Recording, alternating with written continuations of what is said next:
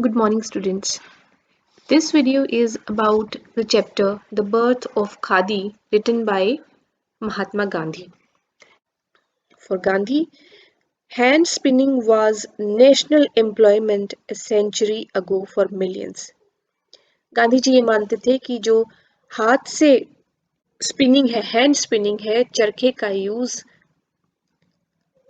ये भारत का बरसों पुराना, सालों पुराना एक नेशनल एम्प्लॉयमेंट होता था, राष्ट्रीय रोजगार होता था, जिसे कि ब्रिटिश ईस्ट इंडिया ने पूरी तरह से खत्म करने की कोशिश की और उसी को फिर से रिवाइव करना ये बहुत इंपॉर्टेंट था और यही उनके स्वदेशी आंदोलन का एक बहुत बड़ा उद्देश्य था।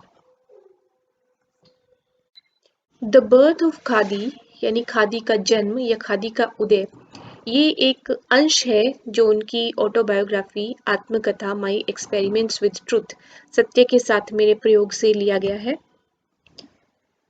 यहाँ वो ये बताना चाहते हैं कि खादी के उदय का जो मेन उद्देश्य था, मतलब खादी को प्रमोट करने का जो मेन उद्देश्य था वो यह था कि भारत के लोग अपने ही हाथों से बने हुए, अपने ही हाथों से निर्मित किए हुए कपड़ों का प्रयोग करें। अपने शरीर को ढकने के लिए जिन कपड़ों का प्रयोग करना है वो भारत में ही और भारत के लोगों के ही हाथों से बने हुए हों।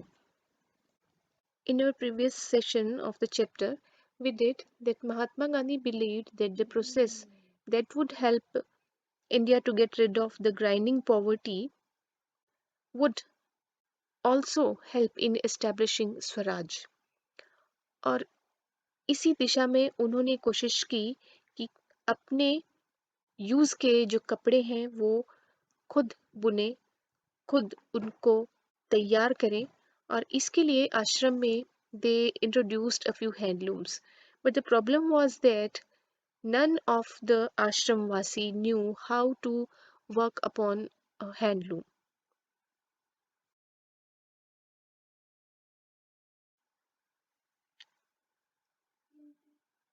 लेकिन हम में से कोई भी आर्टिजन नहीं था, कारीगर नहीं था, हाथ से काम करने का हुनर हम में से किसी के पास भी नहीं था।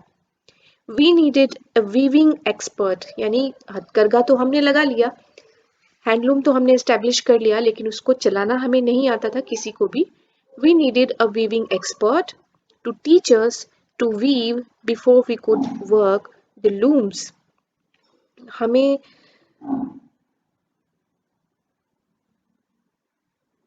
एक वीविंग एक्सपर्ट यानी जो बुनाई में एक्सपर्ट हो, हुनरमंद हो, उसकी जरूरत पड़ी ताकि वो हमें सिखा सके कि किस प्रकार से बुनाई की जाए, हम उन करघों पर किस प्रकार से काम करें।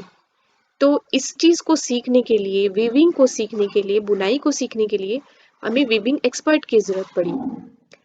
One was at last procured from Palanpur and one after another several new weavers were trained up in the ashram।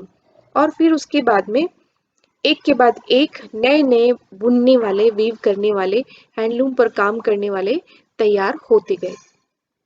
हमारा उद्देश्य था, जो उद्देश्य हमने अपने सामने रखा वो था to be able to clothe our selves entirely in cloth manufactured by our own hands, कि हम अपने आप को उन्हीं कपड़ों से ढकें जिनका निर्माण हमने अपने खुद के हाथों से किया है।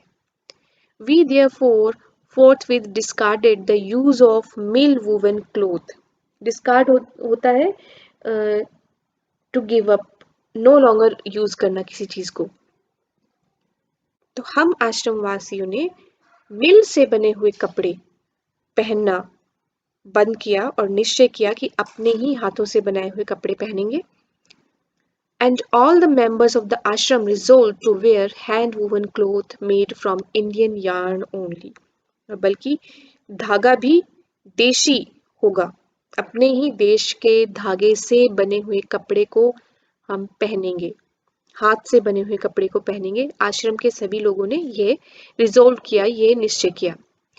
The adoption of this practice brought us a world of experience ऐसा करने से, इस प्रैक्टिस को अडॉप्ट करने से, इस बात को अपना लेने से हमें बहुत कुछ सीखने को मिला। It brought us a world of experience, बहुत सारे अनुभव हमें हुए। It enabled us to know from direct contact the conditions of life among the weavers, the extent of their production, the handicaps in the way of their obtaining their yarn supply, the way in which they were being made victims of fraud, and lastly, their ever growing indebtedness. इससे हमें पता चला, it enabled us to know, ये practice जो हमने adopt की थी कि अपने देश का के ही सूत से और अपने ही हाथ से बने हुए कपड़े को ही पहनना है, मिल से बने हुए कपड़े को अब और यूज नहीं करना है।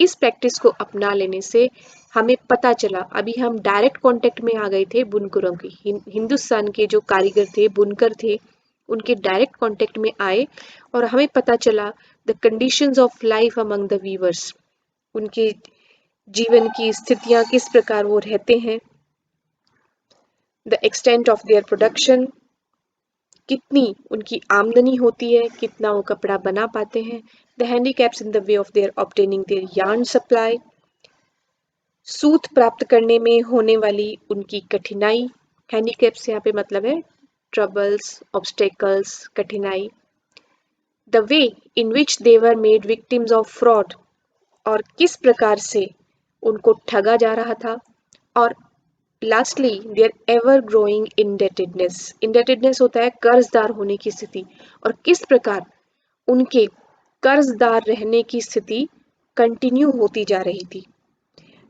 तो जब हमने अपना कपड़ा, अपना सूत यूज करने का डिसाइड किया, तब हमें हिंदुस्तान के बुनकरों के जीवन की, उनकी आमदनी की, सूत प्राप्त करने में होने वाली उनकी कठिनाई की, और इसमें वो किस प्रकार से ठगे जा रहे थे और आखिर किस प्रकार दिन ब दिन कर्जदार होते जा रहे थे, इस सब की हमें जानकारी मिली। We were not in a position immediately to manufacture all the cloth for our needs. अब उस समय हम स्वयं अपनी ज़रूरत का सब कपड़ा तुरंत बुन सकें, ऐसी कंडीशन में तो हम नहीं थे। ज़रूरत बहुत ज़्यादा थी और उसके मुताबिक हम अपना कपड़ा तैयार कर सके खुद से ही, आश्रमवासी, उस स्थिति में हम नहीं थे। The alternative therefore was to get our cloth supply from handloom weavers. तो अल्टरनेटिव जो विकल्प हमारे पास था वो ये था कि हैंडलूम वीवर्स जो हैं, जो हथकरघे पर काम करने वाले हैं, उनसे हम अपने कपड़ों की सप्लाई प्राप्त करें, मतलब बाहर के जो बुनकर हैं उनसे हम अपनी आवश्यकता का कपड़ा प्राप्त कर सकें। But ready-made cloth from Indian mill yarn was not easily obtainable either from the cloth dealers or from the weavers themselves. इसमें भी प्रॉब्लम ये थी कि इंडियन मिल यार्न, भारतीय सूत से बने हुए कपड़े, वर नॉट easily obtainable, इतने इजी से, इतने आसानी से, सुगमता से प्राप्त नहीं हो पा रहे थे, ना तो क्लॉथ डीलर से, कपड़ा बेचने वाले व्यापारियों से, और ना ही वीवर्स देमसेल्व्स, और ना ही उन बुनकरों से डायरेक्टली जो इन्हें बुना करते थे। इसे प्राप्त करने में बहुत कठिनाई आ रही थी। All the fine cloth woven by the weavers was from foreign yarn, जितना भी अच्छा कपड़ा वो बनाते थे, फाइन क्लॉथ जितना भी वो बुनते थे weavers, it was from foreign yarn, वो विदेशी सूत का ही बनता था। Since Indian mills did not spin fine counts, क्योंकि हमारी जो भारतीय मिलें थी वो महीन सूत काटती ही नहीं थी, तैयार ही नहीं करती थी। Even today the outturn of higher counts by Indian mills is very limited, बल्कि आज भी वे महीन सूत बहुत ही अपेक्षाकृत कम ही काटती हैं, और whilst highest counts they cannot spin at all, और बल्कि बहुत महीन तो हमारी भारतीय मिलें आज भी काट ही नहीं सकती हैं। It was after the greatest effort that we were at last able to find some weavers who condescended to weave Swadeshi yarn for us, and only on condition that the ashram would take up all the cloth that they might produce. बड़े ही प्रयासों के बाद कुछ बुनकर, कुछ viewers हमें मिले, हमारे हाथ लगे, जिन्होंने देशी सूत का, इंडियन सूत का कपड़ा बुन देने की हम पर मेहरबानी की, और वो भी इस कंडीशन के साथ में, इस शर्त के साथ में कि उनके द्वारा बनाया हुआ देशी सूत का बुना हुआ सारा कपड़ा आश्रम के द्वारा खरीद लिया जाएगा।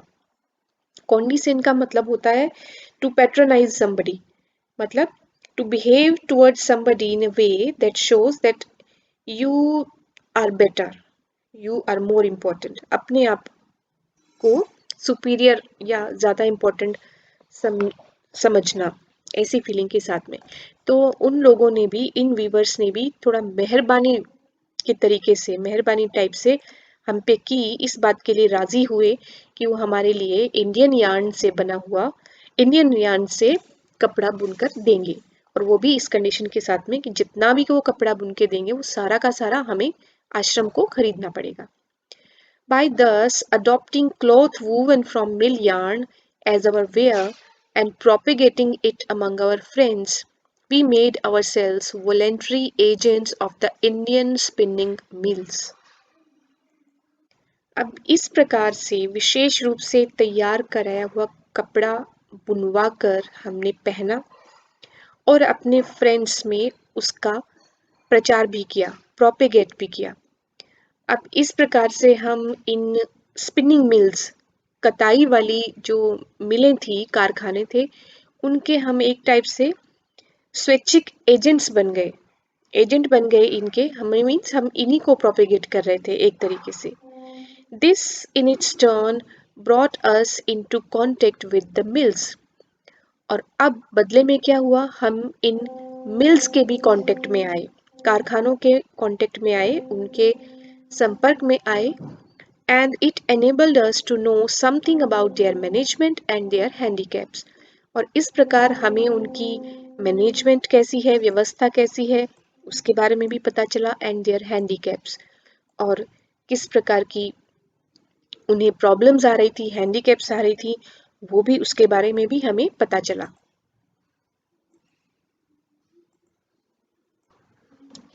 We saw that the aim of the mills was more and more to weave the yarn spun by them.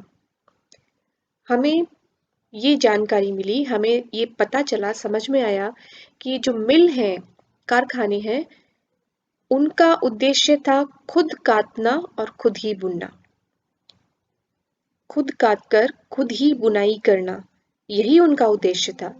Their cooperation with the handloom weaver was not willing but unavoidable and temporary. वे हथकरघों की सहायता इच्छा से नहीं करते थे, अपनी इच्छा से नहीं, बल्कि अनअवॉइडेबल था ये उनके लिए, ये इस बात को टाल नहीं सकते थे, एंड टेम्पररी, और ये अस्थायी भी था।